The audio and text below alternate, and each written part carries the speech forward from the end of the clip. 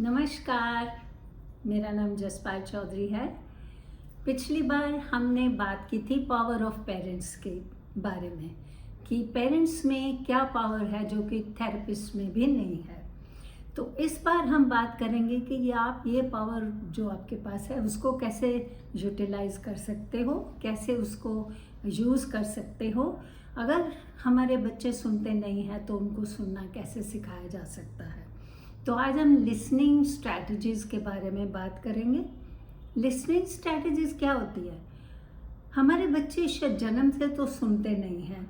जब हम cochlear implant लगाते हैं, साउंड प्रोसेसर लगाते हैं या हम हियरिंग एड्स लगाते हैं तो उनका ध्यान खींचते हैं सुनने की तरफ, आवाज़ की तरफ, पहचानने की तरफ। तो वो नेचुरली नहीं सुनते। हम कोशिश करके उनको सुनने की आदत डालते हैं।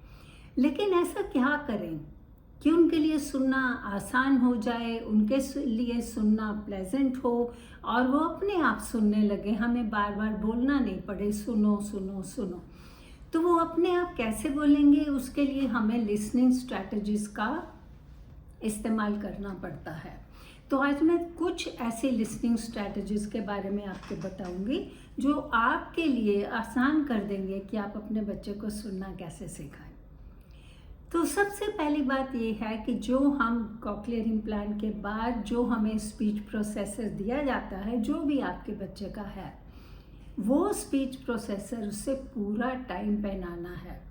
लाइक वी से आईज ओपन ईयर्स ऑन। जैसे ही आँख खुलती है कान भी खुल जाने चाहिए। जैसे वो देखना शुरू करते हैं बच्चे सुबह उठ के, उनको सुनना भी शुरू कर देना चाहिए, जैसे कि आम दूसरे बच्चे करते हैं। तो अपने आप आदत पड़ जाएगी। तो पूरा टाइम स्पीच प्रोसेसर पहनाइए और रात को जब बच्चा सो जाए तब निकालिए, उससे पहले मत निकालिए। ये एक बहुत इम्पॉर्टेंट लिसनिंग स्ट्रैटेजी है। दूसरा ये है कि आप उसको सुना तो रहे हैं, आपने काम तो पूरा सौंप दिया स्पीच प्रोसेसर के ऊपर, लेकिन वो काम भी बराबर कर रहा है कि नहीं, बैटरी भी चालू है कि नहीं, बैटरी उसमें सफिशेंट है कि नहीं, वो सब आपको नोट करना पड़ेगा। तो उसके लिए हम बोलते हैं चेक, सिग्नल चेक। आप चेक कीजिए कि कॉक्लियर इम्प्लांट चालू है, उसका साउंड प्रोसेसर ठीक काम कर रहा है। आपको आपकी जो थेरेपिस्ट हैं उन्होंने आपको बताया होगा लिंक 6 साउंड टेस्ट, जिसमें हम 6 अलग अलग आवाज़ें देते हैं। 3 वॉवल हैं, कॉन्सोनेंट्स हैं, लो फ्रीक्वेंसी है, हाई फ्रीक्वेंसी है। वो सब आपको तो सोचने की भी ज़रूरत नहीं, आपको 6 आवाज़ें दे दी हैं। ये 6 आवाज़ बच्चे को सुननी है, उसकी तरफ ध्यान देना है। फिर आपके थेरेपिस्ट आपको बताएंगे कि वो किस लेवल पर है आपका बच्चा। अगर इम्प्लांट को थोड़ा ही समय हुआ है तो आपकी वो डिटेक्शन लेवल पर होगा। उसका मतलब कि वो सिर्फ ब्लॉक या जो भी खिलौना रख के आपको ये इंडिकेट करेगा, इशारा देगा कि मुझे आवाज़ आई। बस, क्या आवाज़ आई? नहीं, आवाज़ आई। जब वो आइडेंटिफिकेशन लेवल तक जाएगा तो वो अब उस आवाज़ को रिपीट करेगा। इसका मतलब उसने उस आवाज़ को रिकग्नाइज कर लिया। तो जैसे कि डिटेक्शन पर हम बोलेंगे आ तो वो खिलौना नीचे रखेगा, हम बोलेंगे ई तो भी खिलौना नीचे रखेगा। लेकिन जब हम आइडेंटिफिकेशन लेवल पे जाएंगे तो जब हम आ बोलेंगे तो बच्चा आ बोलेगा, हम ई बोलेंगे तो वो ई ही बोलेगा, आ नहीं बोलेगा। तो ये एक और लिसनिंग स्ट्रैटेजी है, चेक करना कि उनका सिग्नल जो है वो ठीक कर रहा है। इसके बाद जब आप बच्चे से बात करते हैं तो पूरा दिन उससे बात करिए और वर्ड्स में मत बात कीजिए प्लीज़, वाक्य में बात करिए। वर्ड्स में बात करने से क्या होता है कि बच्चे की भाषा का तो फर्क पड़ता ही है, लिसनिंग के ऊपर भी फर्क पड़ता है। जब हम वर्ड्स बोलेंगे तो थोड़ी देर के लिए हमारी आवाज़ उसके कान तक जाएगी, जब हम वाक्य बोलेंगे तो आवाज़ थोड़ी देर ज़्यादा जाएगी।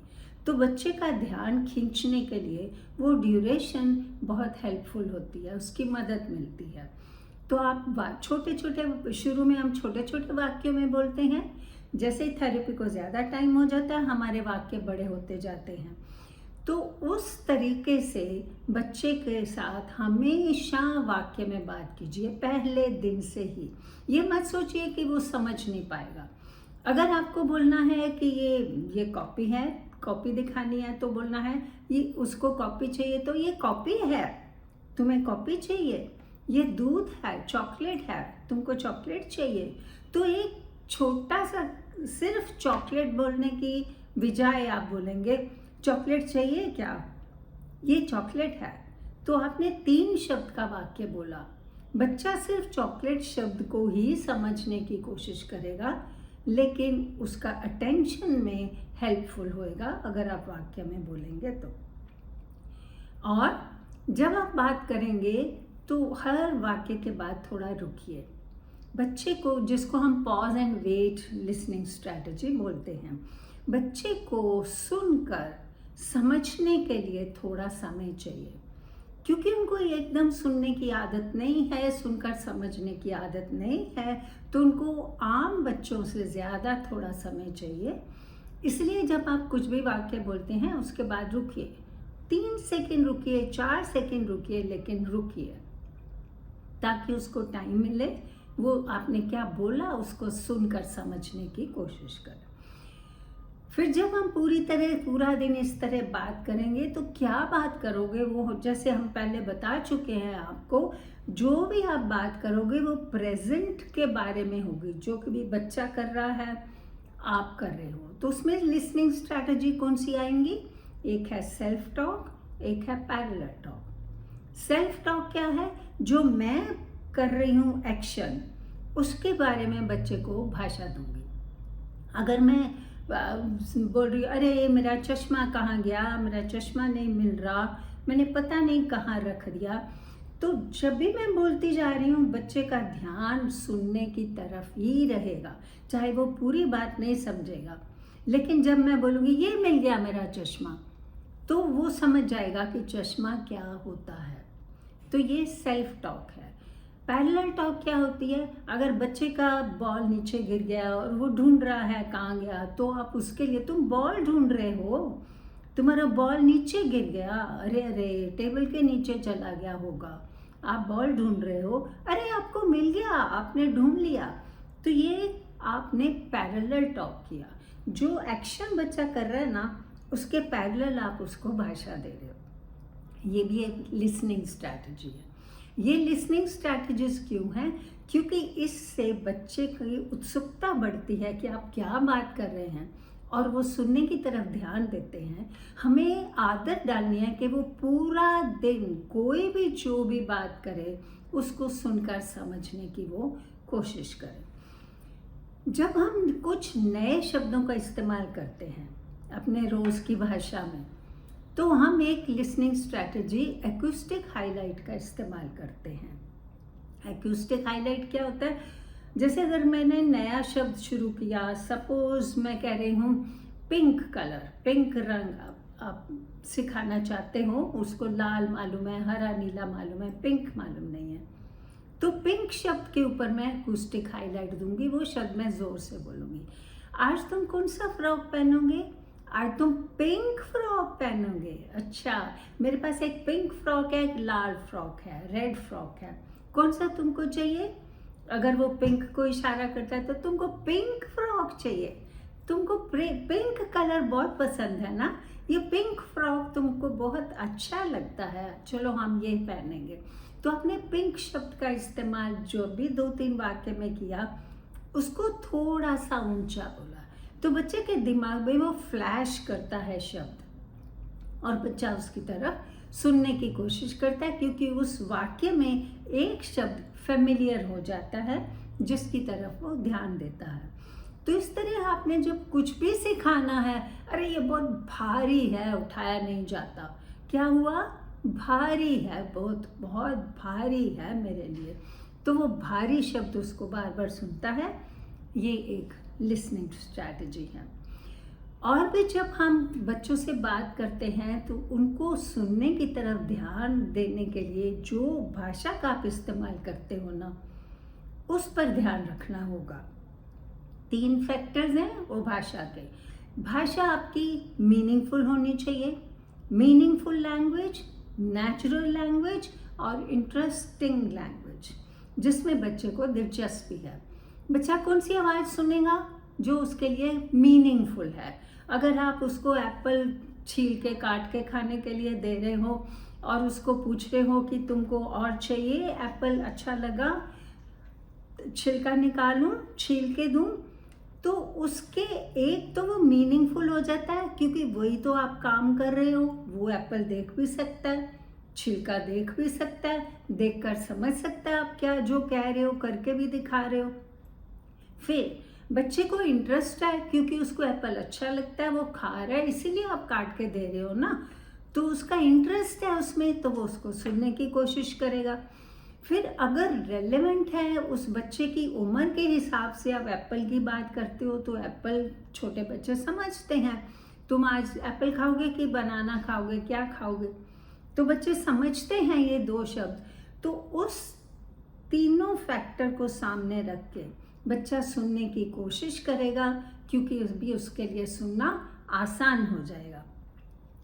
और अगर आप कहीं जैसे क्लास में जो बड़े बच्चे हैं या जिनको थोड़ा टाइम हो गया है थेरेपी किए हुए, अगर उनको कुछ नया सिखाना चाहते हो, या वो क्लासरूम में बैठे हैं या वो बाहर किसी ग्रुप में हैं, तो उस समय आप जो वायरलेस एक्सेसरीज हैं उनका इस्तेमाल करेंगे तो बच्चे को सुनना आसान हो जाएगा।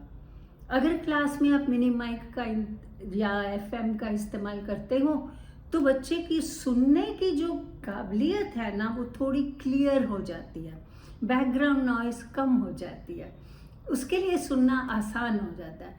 तो आप कुछ भी ऐसी लिसनिंग स्ट्रैटेजी करो जिससे सुनना आसान हो जाए, तो बच्चे अपने आप वो सुनने की कोशिश करेंगे, उसकी तरफ ध्यान देंगे। तो जब भी बात करो, बच्चे के मतलब की बात करो और मीनिंगफुल बात करो। ये नहीं कि चलो उठो, खड़े हो जाओ, ताली बजाओ, सर पे हाथ रखो, दरवाज़ा खोलो, पंखा बंद करो, ये मीनिंगफुल नहीं है। उनके तजर्बे के मुताबिक, उनके एक्सपीरियंस के मुताबिक जो बात करोगे, जैसे कि वो अगर बर्थडे पे जा रहे हो तो बर्थडे के बारे में बात करो, गार्डन में जा रहे हो तो गार्डन के बारे में बात करो, आप कुछ स्नैक्स खा रहे हो तो उसके बारे में बात करो, क्राफ्ट बना रहे हो तो उसके बारे में बात करो। तो ये एक बहुत बड़ी लिसनिंग स्ट्रैटेजी है जिससे बच्चा उसकी तरफ ध्यान देता है। एक और ध्यान रखिए कि जब आप बच्चे से बात करते हैं तो जितना कम हो सके पीछे की नॉइस को कंट्रोल करने की कोशिश कीजिए, कि जितना कम नॉइस हो सके उतना कीजिए। कोशिश कीजिए कि क्वाइट एनवायरनमेंट होए, टीवी ऊंचा ना लगा होए, या तुम्हारा मिक्सर ग्राइंडर ना चल रहा होए जिससे बहुत जोर जोर की आवाज़ आ रही है, या कंस्ट्रक्शन ना हो रही हो। अगर ऐसे सिचुएशन में बात करनी है तो बच्चे के थोड़ा पास जाके बात कीजिए, लेकिन 1 फुट से ज़्यादा नज़दीक मत जाइए।